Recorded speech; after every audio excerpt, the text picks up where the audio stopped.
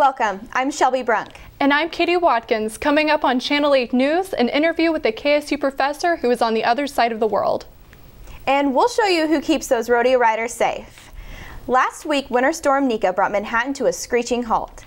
Kansas State University closed campus on Tuesday, and many were filled with excitement after reading K-State President Kirk Schultz's tweet, "Your wish is my command. Snow day number 2, official announcement is coming soon." The official announcement came late Tuesday afternoon after Manhattan received more than 11 inches of snow. Now let's go outside and take a look at the aftermath of Winter Storm Nika with our weather reporter Johnny Harvey. Johnny?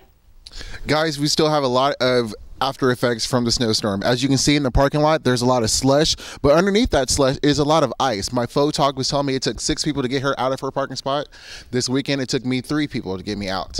Now, later on in the forecast, we will see if you will still be dressing like this. As you can see, the guy is still wearing a hat, he has gloves, and he has a jacket, and he has sensible shoes on. Now, underneath all this white stuff is some green stuff that we haven't seen in a while. Later on, we will see if we'll be able to see that later on. Shelby and Katie, back to you. This is Channel 8 News, KKSU LP. From Manhattan and Riley County. From Kansas State University, this is Channel 8 News. An important story to top our newscast. The Kansas State University Police and the university sent out a notification Friday morning to students, faculty, and staff. Police responded to a report of sexual battery late Thursday evening along Denison Avenue. A white male suspect entered the natatorium and sexually battered a female patron. The suspect is in his 20s, approximately 6 feet tall, wearing at the time a black hooded sweatshirt, ski mask, and a reflective vest. On February 5th at approximately 9 p.m., Riley County Police Department responded to an armed robbery and an aggravated assault at Ray's Apple Market in Manhattan. The 2 suspects were able to flee with the incident with an unreleased amount of money. RCPD has an open investigation and asks that if you have any information about this crime, to contact the police department or Crime Stoppers.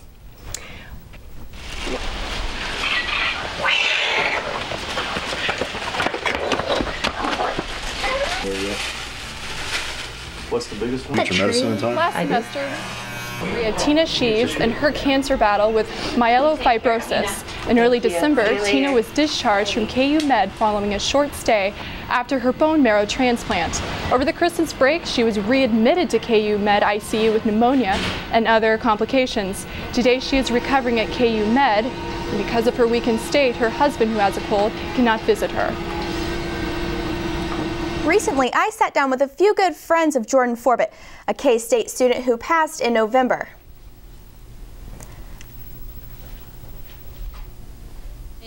Big smile. That's what Dandy Thomas and Beth Mills believe were the best traits about their friend, Jordan Forbett. Jordan was just Jordan. Always cracking jokes and just a really fun, happy guy. Thomas and Mills expressed their love for their lifelong friend, a beloved K-State cheerleader and student. A freshman from Elkhart, Kansas, Forbett's smile will never be forgotten. He really was a great kid. I mean, he always did everything he could for his brother. I mean, him and his brother were very close. So everything he did for his brother and his family. The night of November 20th, 2013, Forbett was found dead while in his car in the Haymaker dorm parking lot. I found a person that had tweeted #RestInPeace Jordan Forbett, and so being the confrontational person that I am, I messaged this girl and I said, who is Jordan Forbett? What do you know? The word spread fast among K-State community as friends tweeted their condolences. Prayers going out to the Forbett family during this hard time. Rest in paradise, Jordan. You're a Wildcat forever. You will be forever missed by me and by many others. I'm glad I got to know you for the 4 years that I did. Thomas and Mills expressed their concern for students who are on their own for the first time. You think you're invincible, and then one of your classmates passes, and you don't. Makes you take a step back, really. It really bursts your bubble. Very much. Knowing that out of a class of 30, out of 3 Elkhart students that came up here, 1 is gone. And they're The investigation of Forbett's cause of death is still ongoing. Stay tuned next week for more on this story. President Barack Obama has signed into law a farm bill he says will ensure children don't go hungry. The bill will radically change 82 years of agriculture subsidies, ending a guaranteed payments that farmers currently receive, and instead will give a subsidy for crop insurance. The government will make crop insurance cheaper and will pay out some benefits at lower levels. The Farm Bill also decides which crops the U.S. government wants to encourage, such as wheat, soy, and corn. The bill will also cut food stamp benefits and increase meat product labeling. The Sunflower State celebrated another year of statehood last Wednesday. The youngsters of Paola, Kansas decided to throw a birthday party on January 29, 1877. The tradition has continued for 150 years. It's called Kansas Day. The Kansas State University Teaching and Learning Center celebrated the holiday at Hale Library. The affair included a catered barbecue lunch celebrating the Kansas beef heritage. Kansas author Jane Marshall was on hand and signed copies of her book, Tea Time to Tailgate. Nathan Peterson of the Peterson Farm Brothers spoke about the farming YouTube videos that went viral. Keep doing them to not only just promote agriculture, but also Kansas and Kansas agriculture. Go viral already. Maybe we'll see them get a Grammy Award. Coming up next, a visit from the Sunset Zoo. And we'll show you where all the glam and glitter was in Manhattan last week. Class, eat, play, play, play, study. Class, chill. Class, eat, study, play, study. Sometimes it seems there just aren't enough hours in the day at our 3 campuses, so you have to make every minute count, especially those precious first few. That's why Kansas State alum Herbert Diamond invented the snooze alarm, a dorm room fixture. Because even when you can't wait to get started, sometimes it's nice to wait to get started.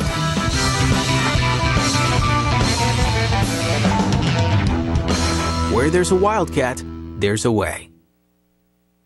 Nearly 150 years ago, the first native limestone was carved into the campus of Kansas State University. Since that time, K-State has known what it takes to rise to the challenge. Now, we're challenging ourselves to become a top 50 public research university by the year 2025. To reach that status, our research dollars, endowment, career award winners, and patents are growing to match our internationally recognized programs and research. K-State 2025 is more than a challenge, it's a commitment we'll keep. Because where there's a Wildcat, there's a way. Welcome back. I'm Shelby Brunk. And I'm Katie Watkins.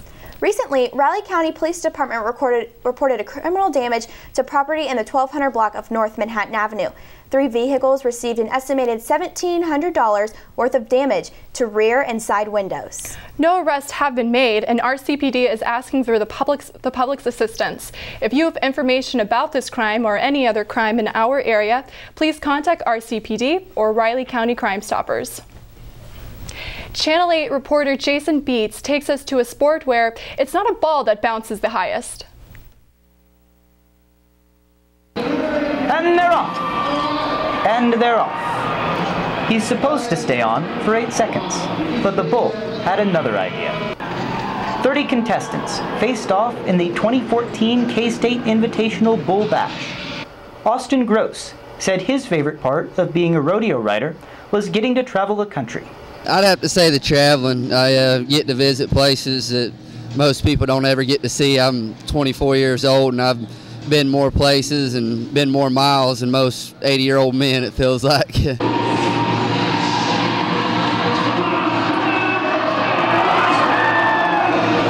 Bull riding is as dangerous as it looks. Rider David King from Fort Scott, Kansas, suffered a leg injury and was taken to the hospital, a danger all bull riders face. Rodeo clowns help protect the throne riders and entertain the crowd. It's a lot of work, but they love what they do. Oh, I guess the best part about it for me is saving the guy's life, you know, just being out there, being ready for him, and just being there for another one of us, just like they would for us. The freedom. I mean, the road. I mean, the road gets lonely and boring, but I mean, I get to choose my own hours, work when I want to, and take off when I don't.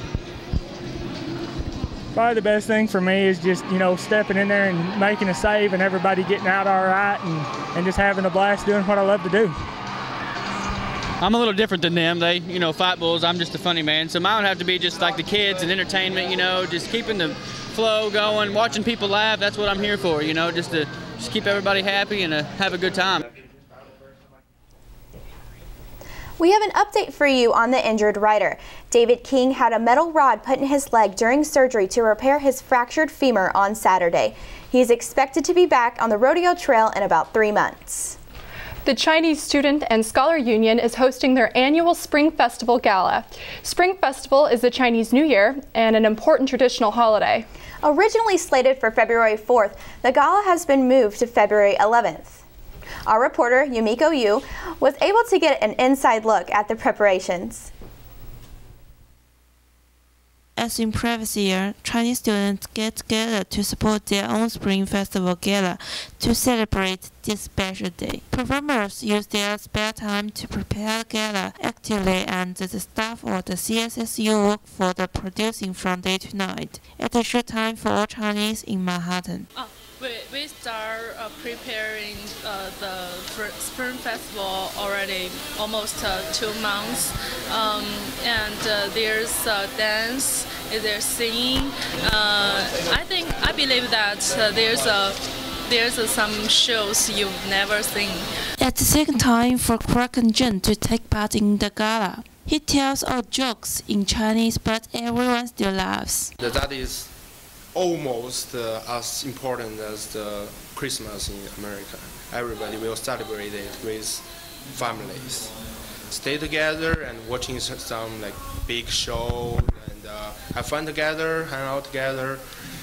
We can feel we will hang out with family because every Chinese people are a big fan. Not only Chinese students are interested in Gala. Some American students also come and ask for tickets. Spring Festival Gala will hold on February 11th in McCain. This year, the Chinese New Year began on January 1st, and the celebration will continue until February 17th. The Spring Festival Gala will be held February 11th at 7 p.m. in McCain Auditorium. Glam, glitter, and everything fabulous came to town last week, and it was a show-stopping performance. What stopped the show was who was in it. We wanted to see who those fabulous divas were, so we sent our Channel 8 news reporter Shelby Dinkle to see who was strutting their stuff. That's right. This show is hilarious. I really couldn't stop laughing, but the performers were really as professional as could be at McCain.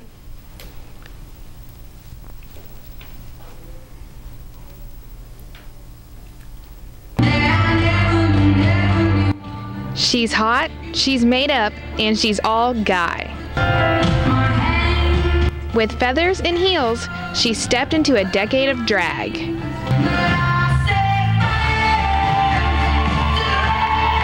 The queens traveled from all over the U.S. to take the stage for the packed house at McCain.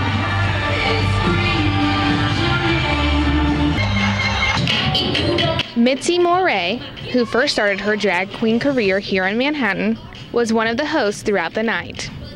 Sometimes I'm too busy with work or whatever to participate, but I've been doing it. This will be my 3rd time with the girls here. So went to school at K-State. That's how I got involved. Mitzi was part of a group of K-State students who started the drag show. It is a lot of work for the queens to get ready. I think probably about 2 hours to get ready. Mitzi and her group were the foundation for the drag in Manhattan. And the members continue to come back year after year. But it still doesn't get rid of the nerves. It's the crowd that gets Mitzi excited on stage. That I don't have to pee. No, not really. It's really fun to go out and see how the crowd, how excited the crowd is. That's really the biggest thing, especially if anybody's going on stage. So. There was never a dull moment. They walked through the crowd and everything was entertaining. I laughed the entire time and can still smell the hairspray. Now, where did they get some of those costumes? I'm not sure. They changed out of them pretty fast, though. I was impressed. The feather costume has to be a memorable one for sure. Right. Thanks, Shelby. We're going to take a quick break, but coming up next, we'll have a visit with the Sunset Zoo. And a look at our 5-day forecast. Around here, school pride isn't just some slogan on a t-shirt. It's the spirit that comes from understanding we are stronger when we're together. That's the essence of K-State Proud, a nationally recognized student-led fundraising campaign. In just 6 years, K-State Proud has helped raise more than $500,000 to help students who need it most and appreciate it best. Think of it as Philanthropy 101. K-State Proud. It's just one more way the Kansas State family treats one another, well, like family. Where there's a Wildcat, there's a way.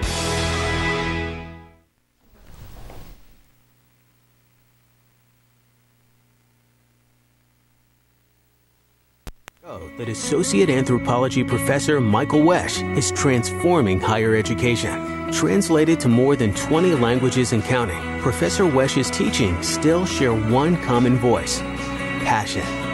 And whether you're learning live or online, that passion is contagious. And that passion is one of the leading reasons Kansas State University is first among U.S. public research universities in producing U.S. Case Carnegie Professors of the Year. Where there's a Wildcat, there's a way. We're joined now by Ella Casey of the Sunset Zoo. Ella, who's your friend here today? This is Kakuva. It's a female Indian star tortoise. Wow, does she have a name? Kakuva. Oh, yeah, okay, yeah. okay. Yeah. Now, she looks a little shy here. Can I touch her? Oh, yeah. And how's she dealing with the winter weather? Well, when I brought her out today, I actually preheated the car for Kakuva and I bundled her in a towel. So this is a little bit more challenging, but she's part of our indoor collection. So she's actually housed inside a building. So she just goes out when we do public programs like this. Well, it sounds like a hard life. Yeah. So what does she do on her daily, every day? What does she do? Right, so she's considered an education animal ambassador. So she goes out and does about the 40,000 programs that we do annually. So she's part of that program. So probably once or twice a week she's going out on a program this time of year. Other than that, she hangs out in our education animal room and she gets exercised and enriched by the zoo crew program that we have, where we have high school and middle school age students that come in and take care of her. She poked out a little bit. Now, does she have a favorite snack? She eats fruits and vegetables at the zoo. So kale, tomatoes, yes, very, very healthy. And how would someone go about adopting one? We have an adopted animal program. You can go to our website, sunsetzoo.com, and you can sponsor an animal, and that helps take care of their animal care and their vet care. So you just go to the website and look for the Adopt an Animal program. Okay, well, thank you so much. Yeah. Governor Brownback declared a state of emergency last week when Winter Storm Nika slammed into our state. The storm is being blamed for 3 traffic fatalities, and the Kansas Highway Patrol tweeted the 24-hour statistics on February 5th, stating that 129 property damage crashes, 12 injury crashes, and 475 motorist assist. Let's join Johnny Harvey outside for a look at the weather and our 5-day forecast. Johnny? Guys, me and my crew have been out here for nearly 2 hours. We're losing feeling in our limbs. We're just out here doing a jig just to stay warm. So that tells you one thing. This weather requires you to dress properly. Girls, this is not the time to wear Uggs and leggings. Please wear multiple layers. Guys, if you're wearing muscle shirts and shorts, this is not the time. If you have kids at home, please keep them inside until the bus comes up into the park, until their pickup spot. Right now I'm wearing 2 layers on my legs. I'm wearing 2 different socks. I'm wearing 5 layers on my chest. I'm wearing a hat, a scarf, a parka. I got it covered. Now, if you want to look over here, as I was just saying, it was hard for me to get out of my parking spot this morning, and this is why. The snow is heavy. I tried to put a yardstick in the snow, and it broke the yardstick. So this is not something to take lightly, guys. Now, that's what's going on here. Let's look at the national weather maps to see what's going on all around. Now, if you look over in Seattle, they have some rain with a high of 46. California, coming out of that big storm over the weekend, are making us all jealous with a high of 69. Over in New York, we have a high of 30, and down in Dallas, some more rain with a high of 37. Here in Kansas, Topeka has a high of 13 today with a low of 7. Salina, 17 and 6. Dodge City are expected to get some snow today with a high of 20 and a low of 5. If you want to look at the 5-day forecast, today with a high of 17 and a low of 4, there's a 20% chance of snow. Tuesday, 26 and 15. Wednesday, 41 and 25. On Thursday and Friday, be ready to celebrate because we have a high of both days for 51 degrees. Now, if you want to look back outside real fast, I'll show you what the snow looks like, guys. This is what we're dealing with.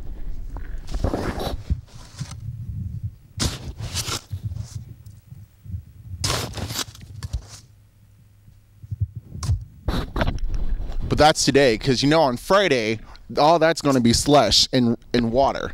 And that's just one more thing to look out at. Katie and Shelby, back to you.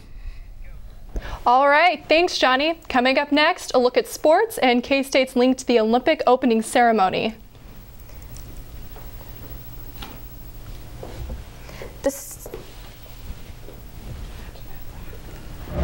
Until a blast tossed him more than 300 feet. Then it became the event that changed Kevin Saunders forever. The body of this K-State alum was broken, but his spirit, well, that spirit not only survived, it thrived. Against all odds, Saunders transformed himself into the world's greatest wheelchair athlete, one of America's premier motivational speakers, and the first Paralympian appointed to the President's Council on Physical Fitness, Sport, and Nutrition. Where there's a Wildcat, there's a way.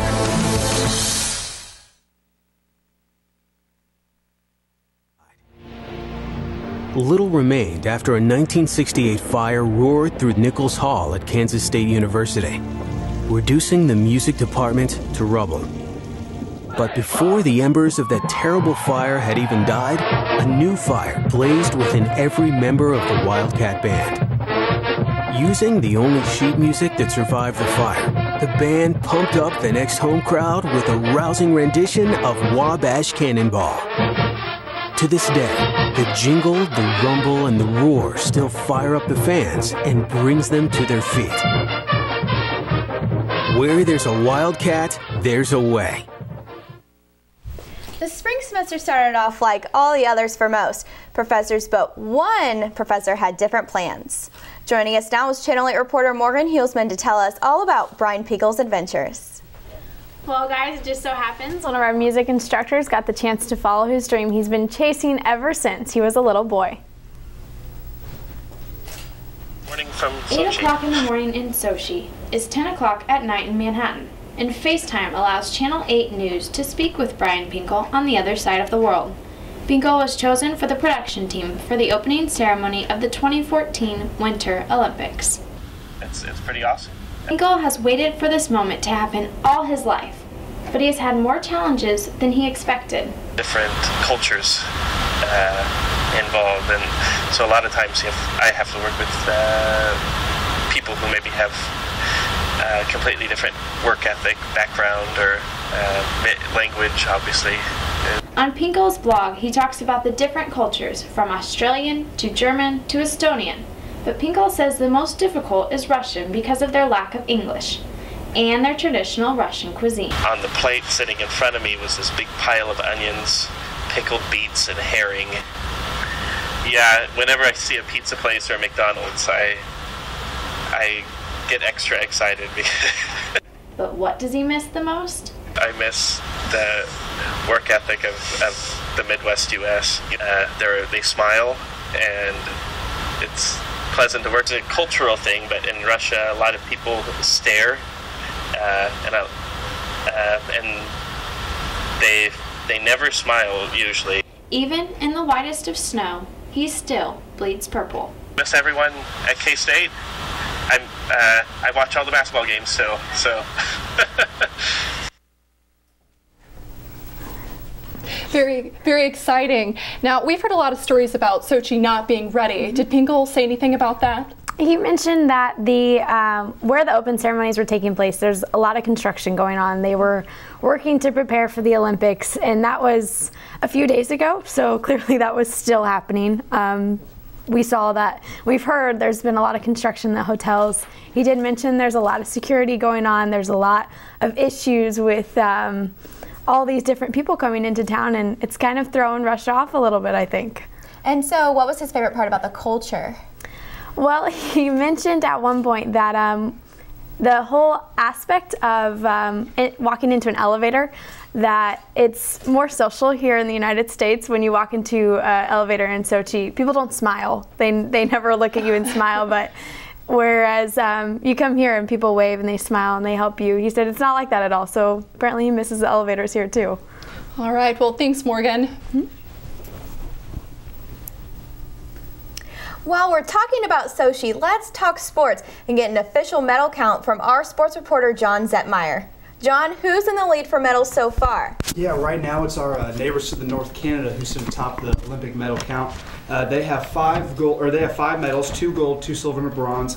Norway sits in second. They have 7 medals total, and that's leading the Olympics. And the United States is currently in 4th place. They have 5 medals, 2 golds, and 3 bronze. Now on the K-State side, the men and the women's basketball team are going in different directions so far this season. Let's start on the women's side. Deb Patterson's squad has dropped 4 for the last 5 games. They sit just above Texas Tech at the bottom of the Big 12 standings. The women will be back in action on Wednesday as they play host to the Texas Longhorns in Bramlage Coliseum. Now transitioning over to the men's side, today's the big one, K-State fans. Tonight the Wildcats will host in-state rival the Kansas Jayhawks. The Wildcats have been white hot at home so far this season. On Saturday, the Wildcats handled the number 15 Texas Longhorns 74-57. Now let's see if they can keep the momentum going. Tip-off is at 8 o'clock. Some other quick K-State hitters, the women's tennis team swept their competition this weekend. They've now won 5 in a row, and it's almost baseball season. The Batcats enter their season as the favorite atop the Big 12 tables, according to the K-State coaches. So a lot of excitement around K-State right now. That's great. Thank you, John. Coming up next, one last quick at weather and a special treat for K-State.